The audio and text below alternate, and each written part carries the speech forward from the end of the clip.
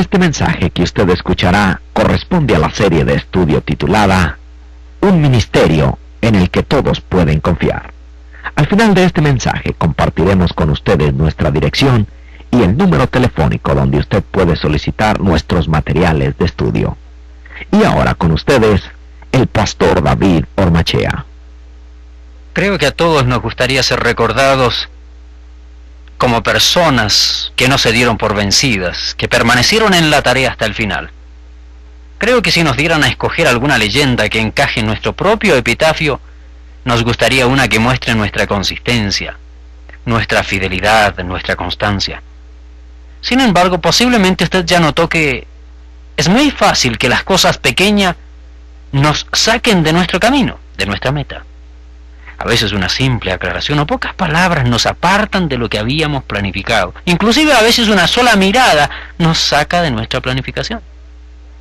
Esto me recuerda una historia que leí sobre una iglesia de ese tipo. Era una congregación que respondía siempre igual a lo que el predicador hablaba. Siempre respondía de la misma manera. Es posible que usted alguna vez haya estado en una iglesia como esta. Sobre todo en los Estados Unidos hay congregaciones en que el predicador hace una declaración y generalmente la congregación responde diciendo sí, así lo haremos, así debe hacerse. Y de ese modo se escuchan distintas aseveraciones mientras el pastor está predicando. Es decir, él dice, por ejemplo, debemos amar a Dios y la gente sí, debemos amarlo, responde, y así sucesivamente. En una de estas congregaciones, mientras estaba el pastor predicando su sermón, tratando de animar a su congregación, llegó un momento en que dijo, esta iglesia, como aquel hombre paralítico, tiene que levantarse y caminar. Entonces la congregación respondió, eso es correcto, pastor, permitamos que camine. Luego, con mucha emoción, siguió su sermón el pastor y agregó, esta iglesia, como Elías en el monte Carmelo, tiene que correr. Y los hermanos respondieron, hagamos que la iglesia corra, pastor. Hagamos que la iglesia corra. Luego dijo, esta iglesia tiene que elevarse como las águilas y volar. Y la congregación entusiasta respondió, hagamos todos que la congregación vuele, pastor. Hagamos todos que la congregación vuele. Luego agregó, si esta congregación va a volar, se necesita mucho dinero. Y entonces la congregación respondió, mejor dejemos que la congregación camine, pastor. Dejemos que camine. ¿Se da cuenta usted que solo una palabra cambió toda la dirección hacia la que iba la congregación? Queremos correr, queremos volar, pero cuando se necesita de nuestras fuerzas y sacrificio, preferimos entonces que camine. Queremos mantenernos cómodos, que no nos cueste a nosotros. Queremos las cosas a nuestra manera, de la forma que nosotros queremos, sin mayor sacrificio. Si alguien me preguntara cuál es la primera persona que viene a mi mente cuando pienso en la palabra consistencia o la palabra fidelidad, yo respondería que es Pablo, aquel hombre del primer siglo que escribió su propio epitafio en una cárcel fría de Roma cuando dijo, he peleado la buena batalla, he acabado la carrera, he guardado la fe. Pablo quiso decir, desde que quedé enceguecido en Damasco hasta llegar a este frío y asqueroso lugar, a esta celda romana, a esta tenebrosa prisión, he mantenido la fidelidad, he mantenido mi caminar y lo he hecho de la manera que Dios me lo ha pedido. El camino de Dios de ninguna manera es fácil, como lo dice el mismo Jesucristo. Es una senda estrecha, es angosto el camino, marcado a veces por el dolor, por decepciones, por angustias, pérdidas, por muerte de uno mismo, de nuestro propio ser. Para poder vivir de esta manera se requiere tener un enfoque correcto en la vida. No es que la gente tiene un enfoque equivocado. Algunos piensan que la vida es tener mucho dinero acá y trabajar duro para disfrutarlo. Oh, sí, para aquellos que piensan que morimos como perros y se acaba la vida, no hay más que vivir en este mundo y disfrutarlo. No, pero no es así. Ese no es el enfoque correcto. Para vivir de una manera consistente, con fidelidad, no se puede lograr por la autohipnosis o por pensamientos positivos. No es producto de una resolución del primer día del año. No cambiará así mi vida desde ese día en adelante. No se disipa todo. No funcionan las cosas así. Para vivir una vida consistente, tiene que existir un enfoque correcto. Pablo escribe acerca de esto en la segunda carta a los Corintios. Si miramos el capítulo 4, encontramos un estudio asombrosamente explicado. Al final del segundo capítulo, Pablo comienza a hablar del ministerio y enciende una llama que no se apaga, pues luego continúa en una serie de pensamientos acerca del ministerio, del servicio del ministerio. Probablemente la más delicada y fina exposición acerca del ministerio está en la parte final del capítulo 2, hasta el principio del capítulo 6 de Segunda de Corintios. Allí hay una fina exposición del ministerio. Parte final del capítulo 2, hasta el principio del capítulo 6, Segunda de Corintios. Estos pasajes concernientes al ministerio los pusieron aún por sobre los que aparecen en las cartas pastorales. Tienen una tremenda importancia. Él nos habla tanto de cómo la vida del ministerio es algo importante. No nos habla tanto de la mecánica, sino de la vida. Y como entretejido entre las líneas del pasaje aparece el tema de la fidelidad o el rechazo a darse por vencido. Los mejores ministerios son los ministerios que permanecen. Los hijos de Dios más efectivos son aquellos que terminan bien, no solo que comienzan bien, no son aquellos que fallan al final, son los que permanecen firmes. Veamos, por ejemplo, el comienzo y el final del capítulo 4. Siempre pienso en esto como un sándwich. En el versículo 1 dice, no desmayamos. En el versículo 16 nuevamente dice, no desmayamos. En medio de estas dos declaraciones está metida la carne, aquello que es necesario digerir adecuadamente. Dice, no desmayamos, no somos de aquellos que quedamos en medio camino. No nos damos por vencidos, no somos de los que tiran la toalla, permanecemos en la tarea. Debo denominarlo en forma clara, es decir, se trata de una motivación realista. Eso es lo que encontramos aquí, una motivación realista. Esto no demanda de mí o de ustedes simplemente, dice, este es mi testimonio. Yo rechazo a quedarme desanimado, yo no soy de los que me detengo cuando las cosas se ponen difíciles, no desmayo. No entenderíamos bien si no examináramos las razones por qué dice Pablo esto. Es posible que usted no recuerde el estilo de vida de Pablo y piense por un momento, bueno, tal vez él tenía el don de no desmayar, tenía alguna habilidad especial, pero no. Allí en el versículo 1 hay un par de indicaciones que pueden explicarnos la realidad cuando dice, por lo cual teniendo nosotros este ministerio, no desmayamos. ¿Qué ministerio? Es un ministerio mundial, por supuesto. No solamente era para Damasco, para Turquía, a través de Europa, incluso hasta Italia. Es un ministerio extenso, es una gran tarea y dice, habiendo recibido este enorme ministerio, nosotros permanecemos en él. Una de las razones para una motivación realista es el tener conciencia de la enormidad del desafío. Conciencia de la enormidad del desafío. Por eso no desmayamos, dice el apóstol, porque el desafío es tremendamente grande.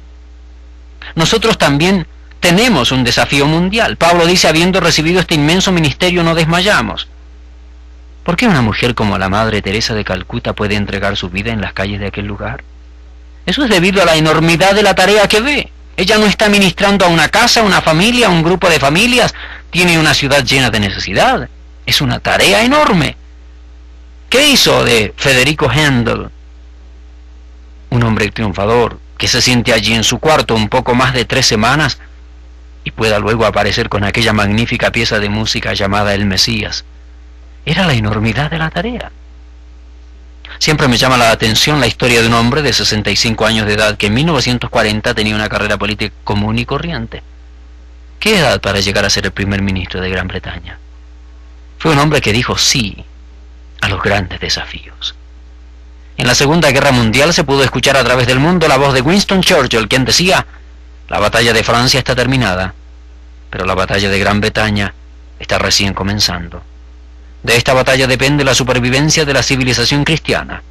Toda la furia y el poder del enemigo se vendrá encima de nosotros. Hitler sabe que él tendrá que destruir esta isla o perderá la guerra.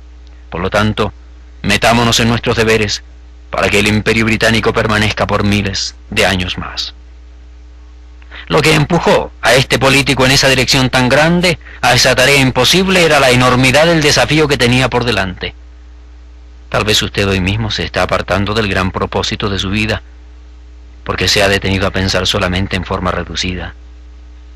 Piensa en su yo, en el mí, en el mío, en mí mismo.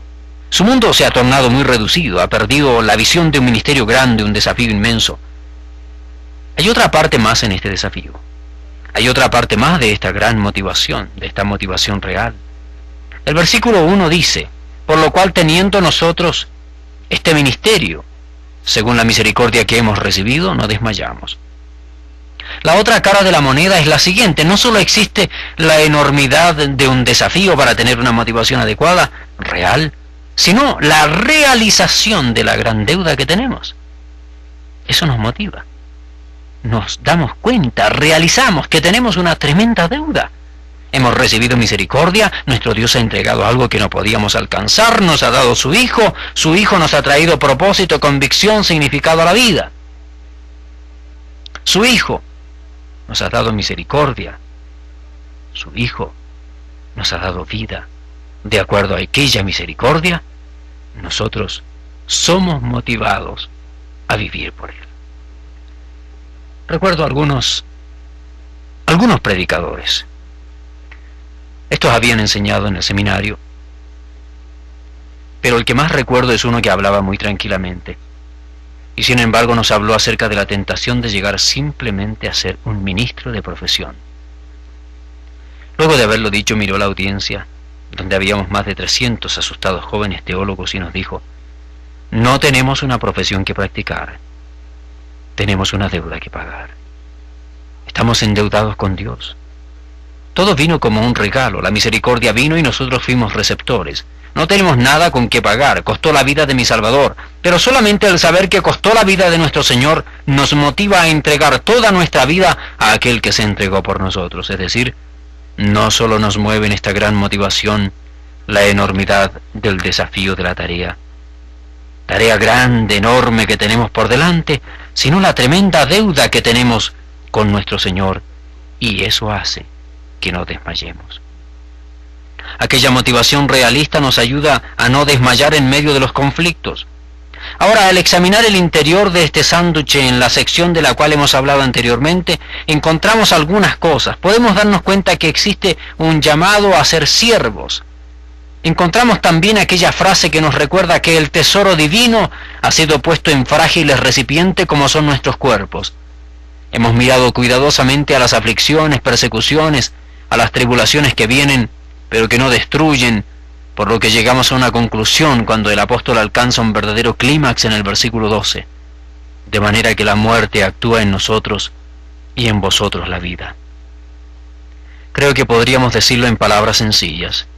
Así como yo estoy muriendo a mí mismo en este ministerio provoca vida a otras personas. Mientras yo digo no a mis deseos, encuentro que otras personas son atraídas a lo que significa mi vida. Naturalmente esto tiene que ser algo auténtico. En realidad así fue en la vida de Pablo. Sin embargo, Pablo no concluye la idea hasta que los últimos versículos son escritos. Por eso podemos dirigir nuestra atención al versículo 13, donde dice: pero teniendo el mismo espíritu de fe, conforme a lo que está escrito, creí, por lo cual hablé. Nosotros también creemos, por lo cual también hablamos. Cuando usted lee en su Biblia de acuerdo a la Escritura, es decir, esa expresión, o la expresión conforme a lo que está escrito en ella, lo que está escrito, esta expresión revela inmediatamente que el escritor está citando otro pasaje de las Escrituras, muy a menudo del Antiguo Testamento.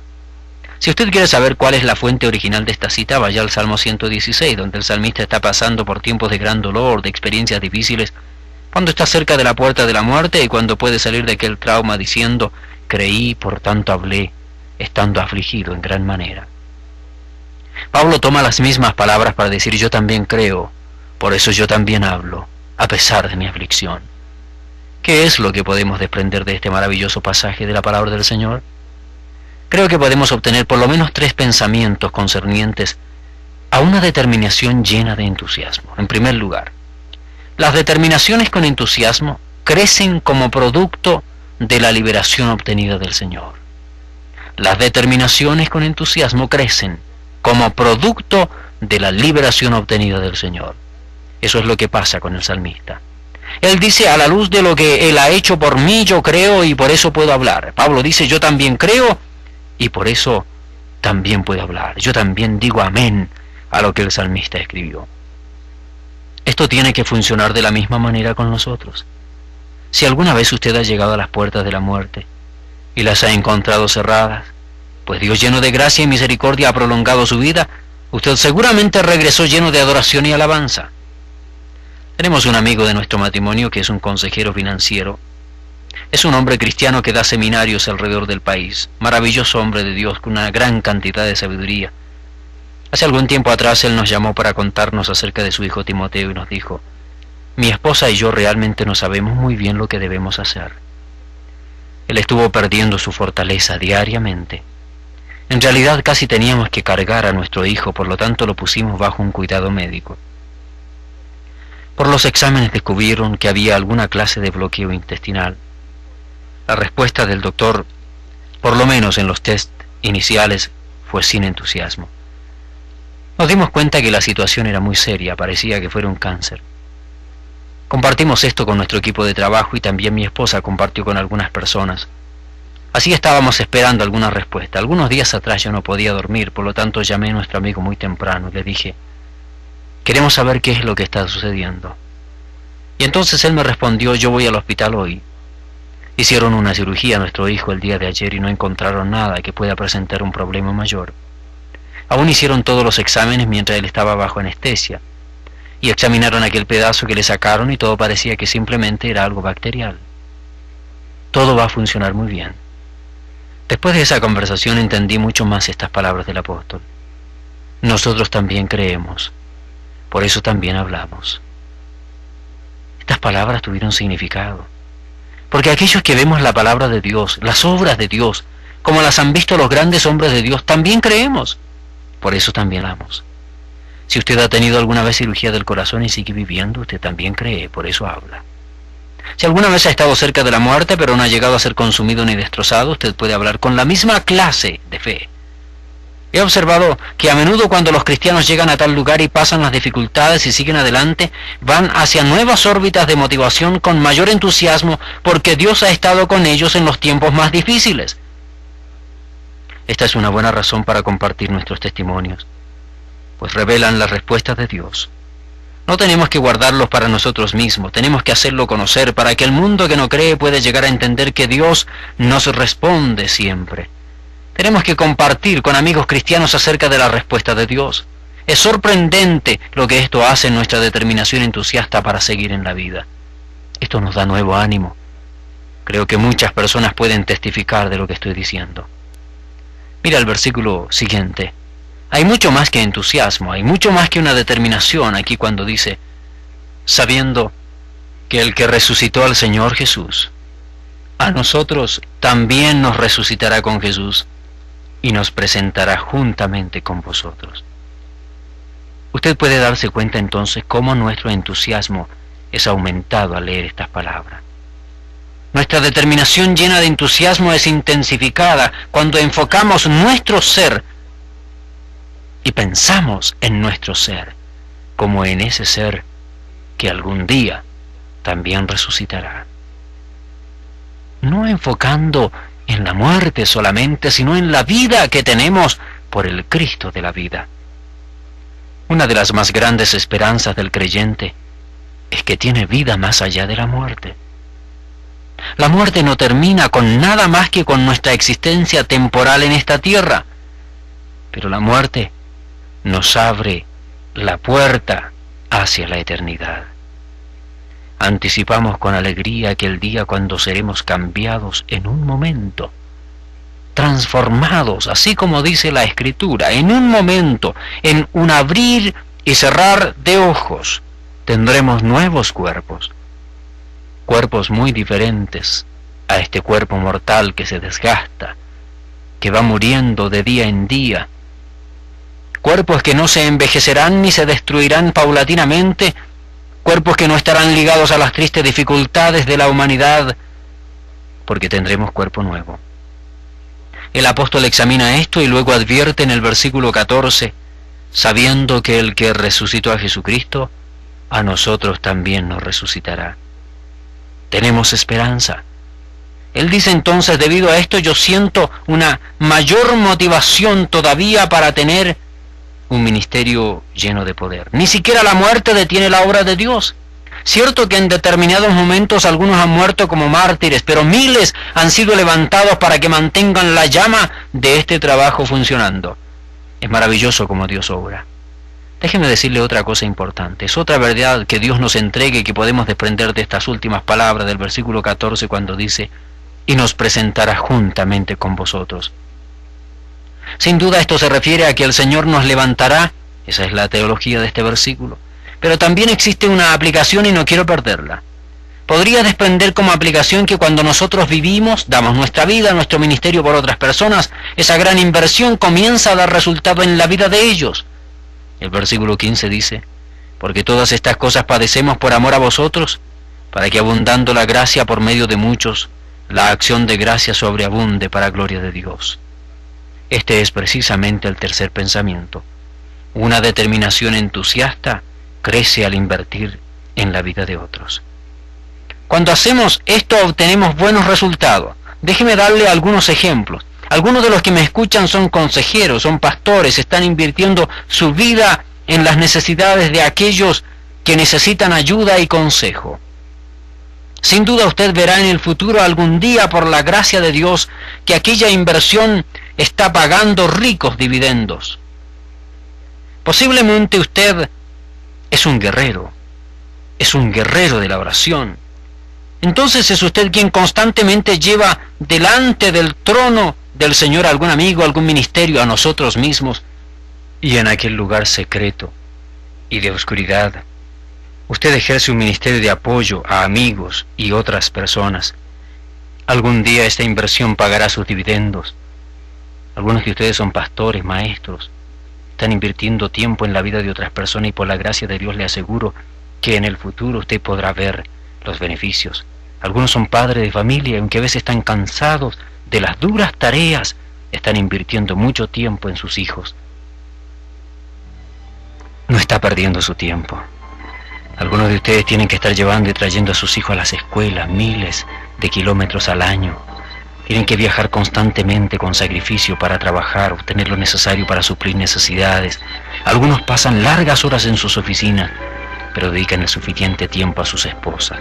Usted tiene una determinación entusiasta y está invirtiendo en la vida de otros. Siga adelante.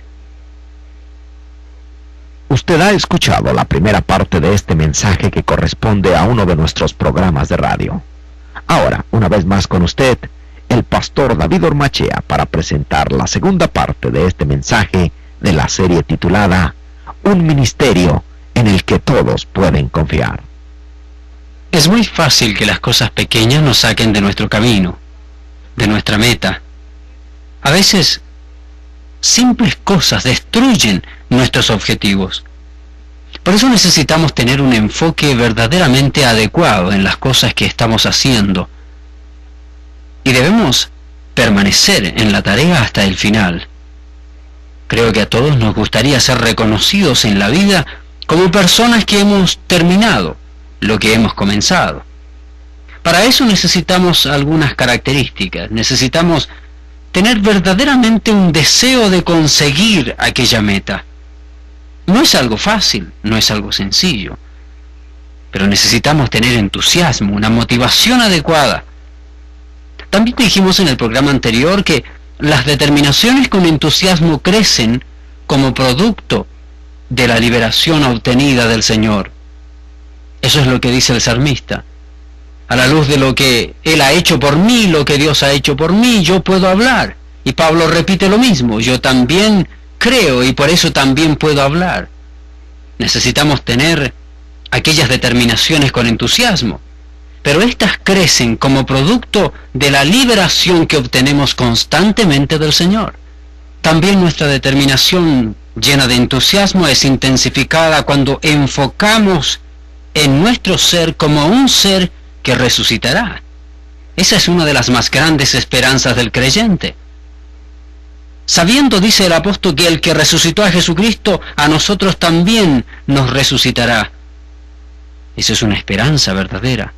El tercer pensamiento es que una determinación entusiasta crece al invertir en la vida de otros. Cuando hacemos esto obtenemos buenos resultados.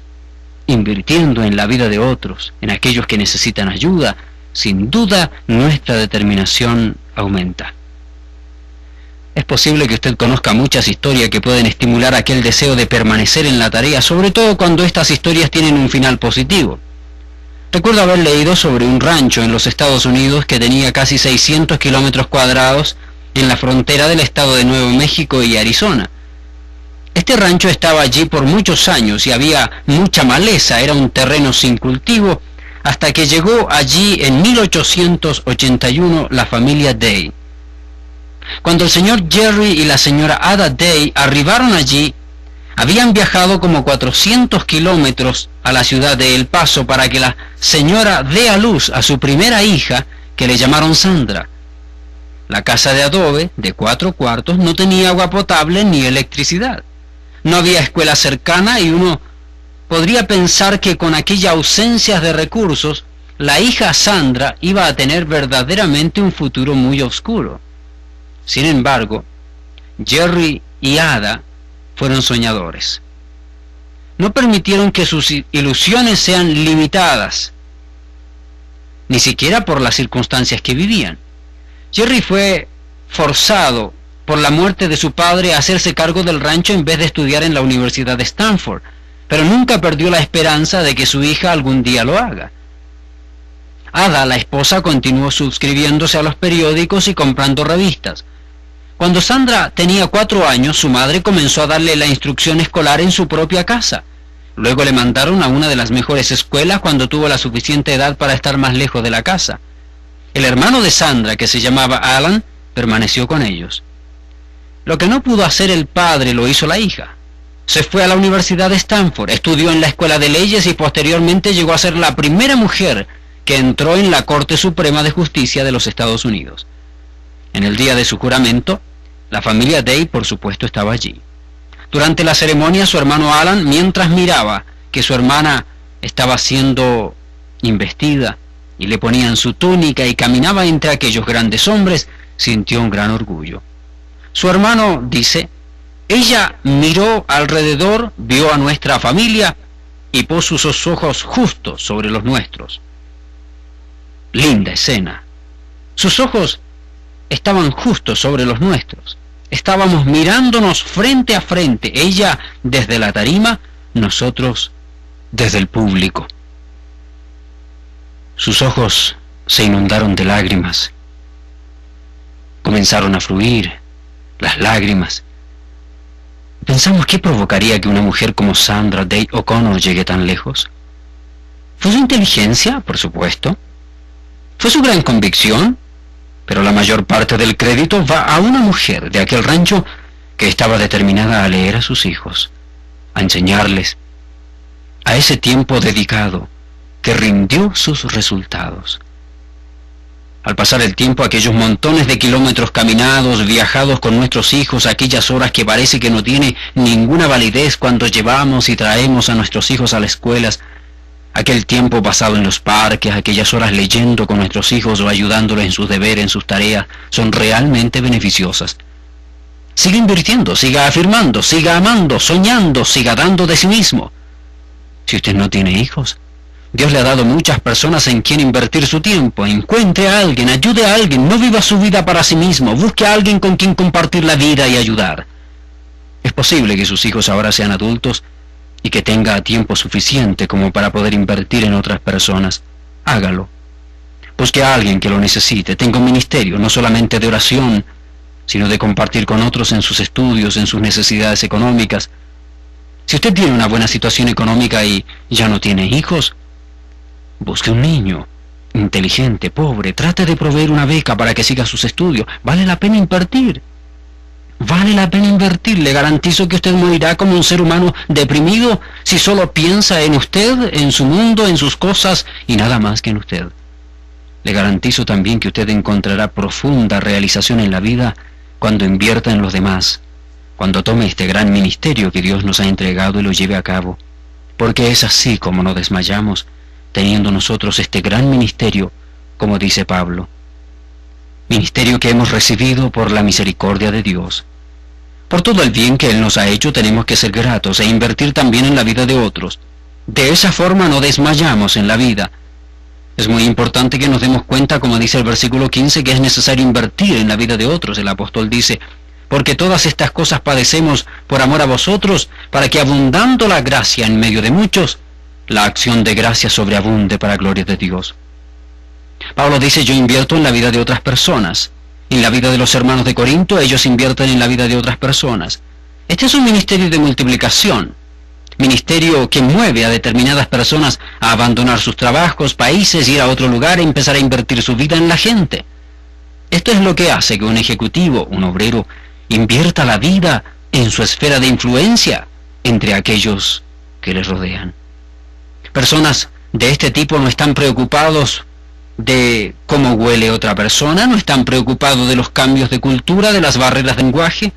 Están motivados porque tienen una gran oportunidad de invertir en la vida de otros. Tal vez usted está arruinando su vida por no invertir en la vida de otros sin saber que eso es lo que trae gozo a la vida. Y es allí donde el Señor se siente exaltado, alabado, cuando aquellas personas a quienes ministramos con acción de gracias que sobreabundan para la gloria del Señor y no para nosotros, que somos simples vasos de barro en los cuales Dios ha determinado poner su poder. De ninguna manera estoy prometiendo que si usted hace esto no va a envejecer. Usted va a seguir viviendo los estragos de la vida. Eso no es lo que estoy diciendo, dice el versículo 16, por tanto no desmayamos. Seguimos adelante, no tenemos ocasión para desmayar. Es tan lindo invertir en otras personas, es tan lindo ministrar a otros, de tal manera que en ellos abunda la gracia y cuando ellos ministran a otras personas, sigue abundando la gracia. Así cuando esas personas agradecidas elevan sus acciones de gracias a Dios, Dios recibe la gloria y por eso no desmayamos, dice el versículo 16. Aunque físicamente, dice este hombre exterior, se va desgastando, va decayendo. Este es el mejor retrato de un ser humano, va decayendo paulatinamente. Para algunos es más difícil que para otros. Algunos van cada vez envejeciendo más. Algunos van teniendo más serias complicaciones, limitaciones, van perdiendo su fortaleza, pero hay algo que está ocurriendo, dice el apóstol, que nuestro ser interior se mantiene renovado día tras día. Aunque vamos envejeciendo, vamos teniendo aún mayor visión, vamos teniendo un enfoque más correcto. Examinemos el siguiente pensamiento porque también es importante. Algunos dirán, bueno, si yo llevo esa clase de vida, entonces habrá que alejar la tribulación de nosotros para poder ministrar adecuadamente. Dice el versículo 17 de 2 de Corintios capítulo 4. Porque esta leve tribulación momentánea produce en nosotros un cada vez más excelente y eterno peso de gloria. Esta es una tribulación momentánea que viene a nuestra vida, dice Pablo. No es comparada con la gloria que tendremos de parte de Dios.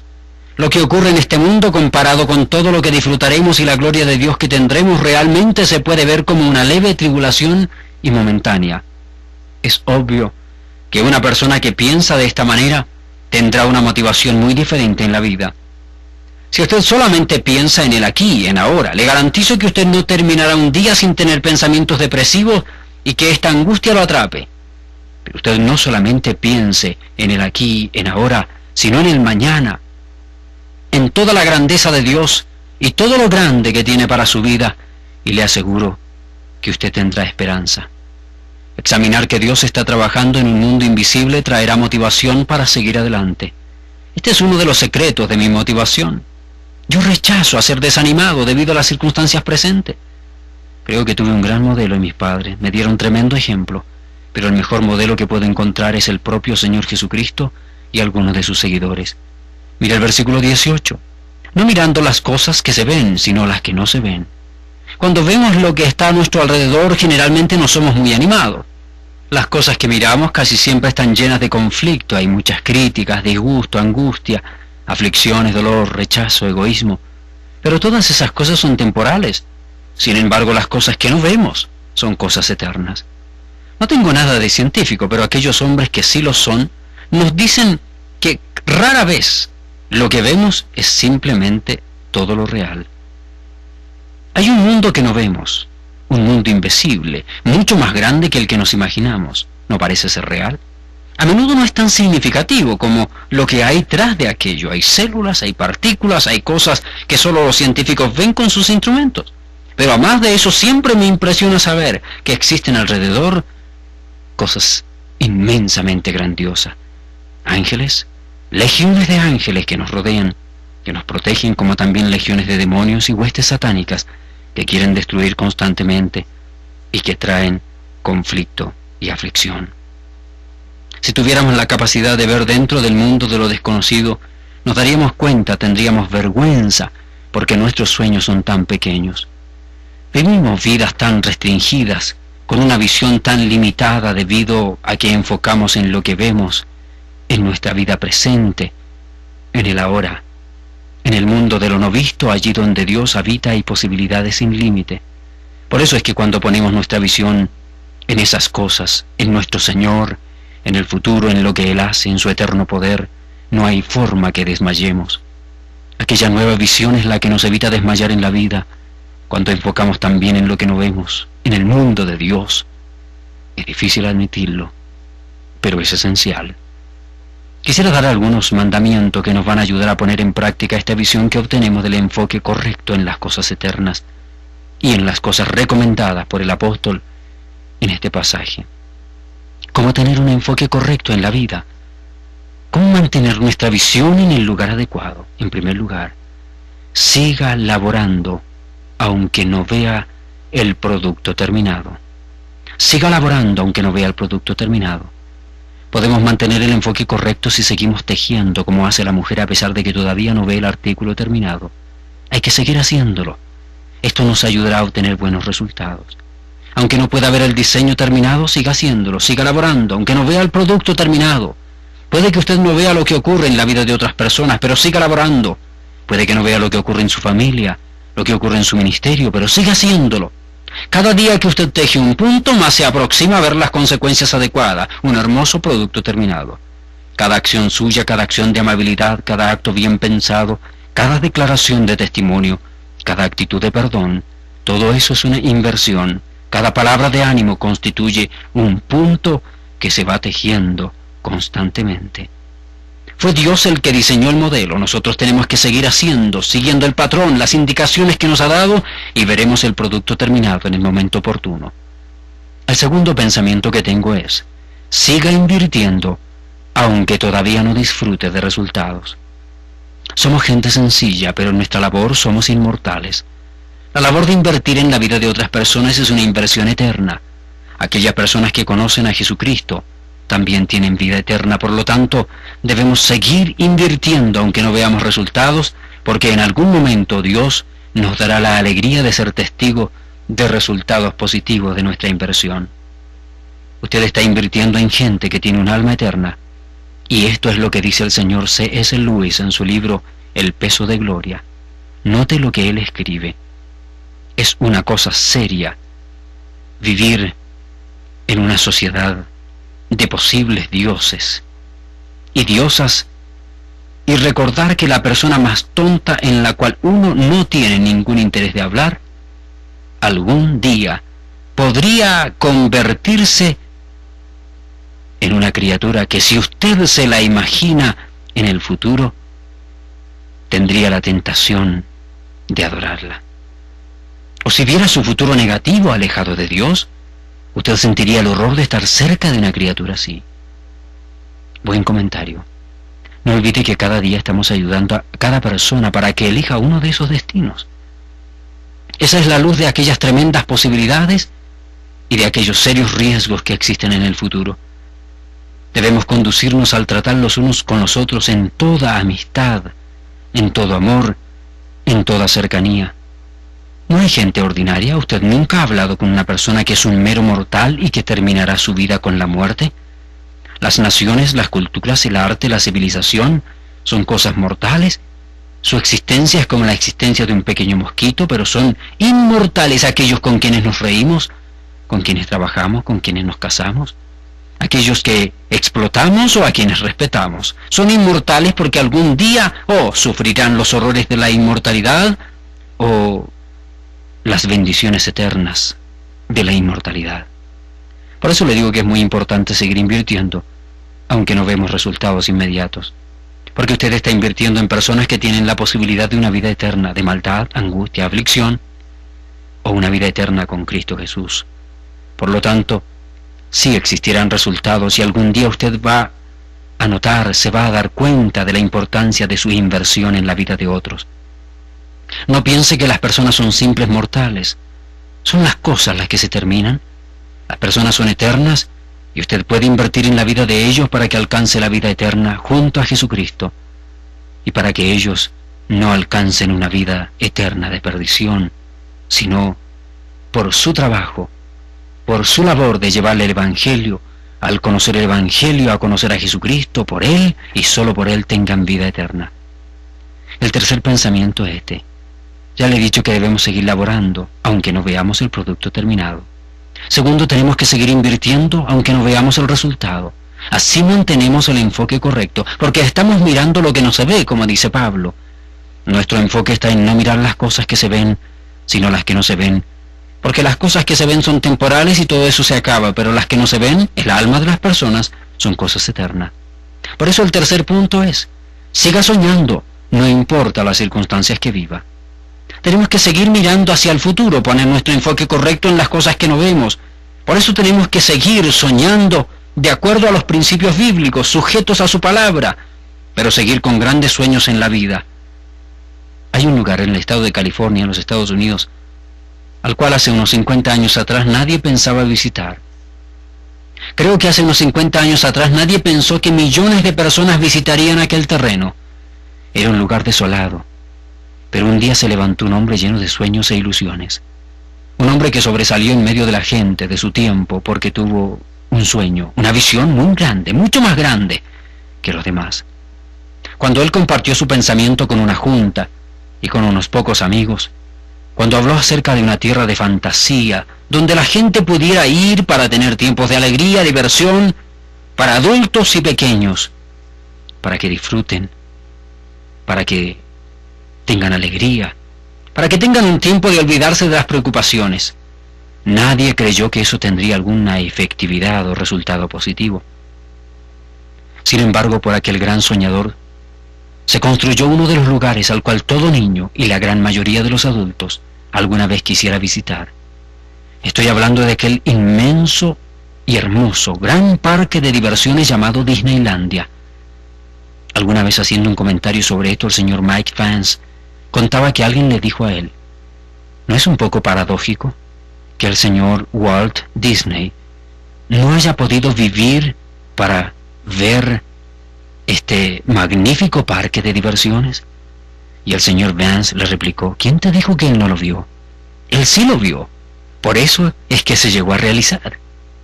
Eso es precisamente lo que quiero decir. Porque un hombre visionario puede ver el futuro. Eso es lo que él vio. Hay que ver primero para poder realizar, hay que soñar para poder realizar. No todo lo que soñamos se realiza, pero podemos tener determinaciones. Le pregunto, ¿qué es lo que usted está viendo? ¿En qué está soñando? ¿Está usted soñando en algo visionario? ¿Está laborando adecuadamente? ¿En qué está invirtiendo? ¿Está invirtiendo en lo eterno? ¿Está pensando en lo eterno, en aquello que no se ve, como dice el apóstol?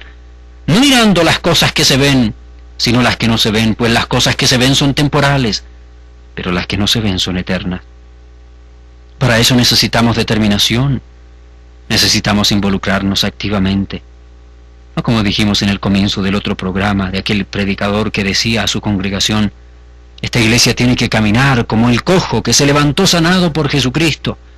Y la congregación respondía, sí, que camine, hagamos todos que camine. Luego cuando dijo la congregación tiene que correr, como corrió Elías en el Monte Carmelo. La congregación respondía, sí, hagamos que corra, hagamos que corra. Luego dijo esta congregación, tiene que volar como las águilas, y la congregación respondía, sí, hagamos que vuele, todos hagamos que vuele. Pero cuando el predicador dijo, para que esta congregación pueda volar, se necesita vuestro aporte económico, vuestro dinero.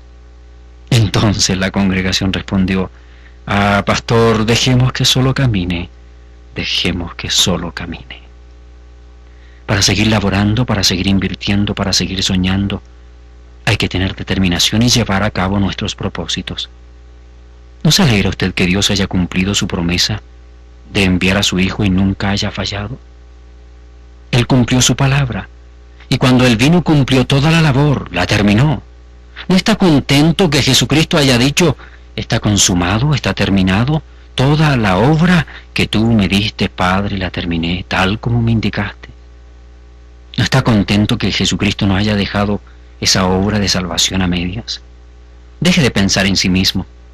Piensa en otras almas y no olvide que hay solo dos cosas eternas en este mundo: el alma de los humanos y la palabra de Dios. Siga laborando, siga predicando, porque un día usted recibirá la recompensa.